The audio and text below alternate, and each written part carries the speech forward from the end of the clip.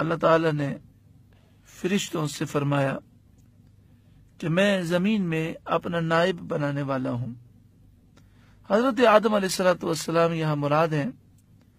آپ کو خلیفہ کہا گیا۔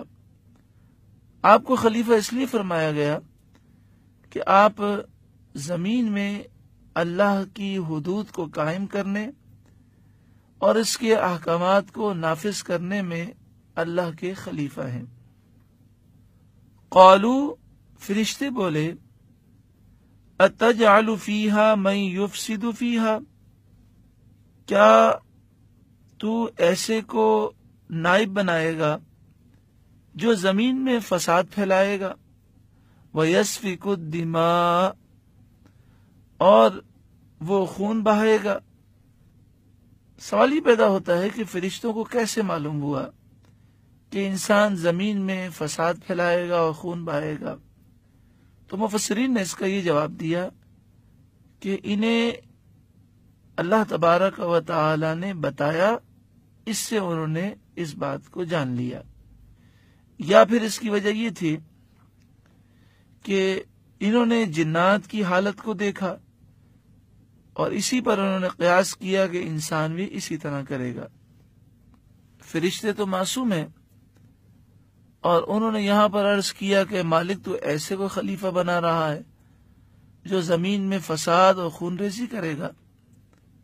تو مفسرین فرماتے ہیں کہ یہ کوئی اعتراض کے لیے نہیں تھا اور نہ ہی انکار کے لیے یہ بات تھی، بلکہ وہ اس کی حکمت معلوم کرنا چاہتے تھے کہ اے مالک، اس کی کیا حکمت ہے؟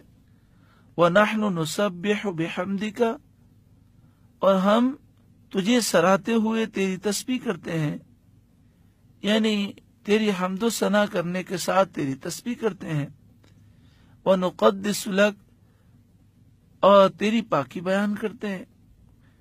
یہاں فرشتوں کا جو مقصد تھا وہ یہ تھا کہ مالک، ہم میں فساد نہیں ہے، ہم گناہ نہیں کر سکتے، ہم خون نہیں بہا سکتے، اور ہر وقت تیری عبادت کرتے ہیں، تو اللہ تو ہمیں خلافت کا منصب اور تاج عطا فرما۔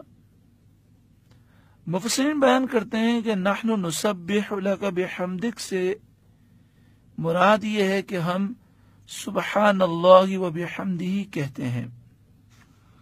مسلم شریف حدیث نمبر 2731، ترمذی شریف حدیث نمبر 3593 اور مسند امام احمد بن حنبل 5ویں جلد صفحہ نمبر 148، عن ابی ذر رضی اللہ تعالی عنہ ان رسول اللہ صلی اللہ علیہ وآلہ وسلم سئل ای الکلام افضل۔ حضرت ابو ذر رضی اللہ تعالی عنہ سے روایت ہے، رسول اللہ صلی اللہ علیہ وسلم سے پوچھا گیا کہ کون سی بات سب سے افضل ہے؟ قال، آپ نے ارشاد فرمایا، مصطفی اللہ لملائکتہ او لعبادہ سبحان اللہ و بحمدہ۔ آپ نے ارشاد فرمایا وہ بات سب سے افضل ہے جو اللہ تعالی نے اپنے فرشتوں یا اپنے بندوں کے لیے منتخب فرما لی ہے، یعنی سبحان اللہ و بحمدہ۔ اس سے معلوم ہوا کہ اللہ کی تسبیح بیان کرنا اور سبحان اللہ و بحمدہ کی کثرت کرنا انتہائی محبوب عمل ہے۔ قال ابن عباس رضی اللہ تعالی عنہما، تفسیر خازن میں ہے کہ حضرت عبداللہ بن عباس رضی اللہ تعالی عنہما نے فرمایا، کل ما جاء فی القرآن من التسبیح فالمراد منہ الصلاة۔ جہاں کہیں قرآن مجید فرقان حمید میں تسبیح کا ذکر ہے تو اس سے مراد نماز ہے۔ فیکون المعنی ونحن نصلی لک، تو اس کے معنی یہ ہوں گے کہ فرشتے کہہ رہے ہیں کہ اے مالک، ہم تیرے لیے نماز ادا کرتے ہیں، تیری عبادت کرتے ہیں۔ یہ دوسرا قول ہے۔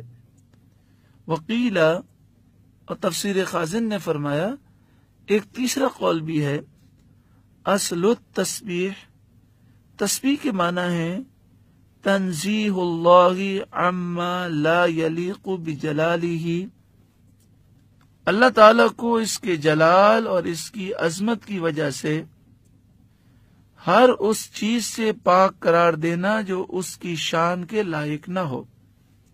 فیکون المعنی ونحن ننزہک عن کل سوء ونقیصۃ، اس صورت میں فرشتوں کے قول کا معنی ہوگا ہم تجھے ہر برائی اور خامی سے پاک قرار دیتے ہیں۔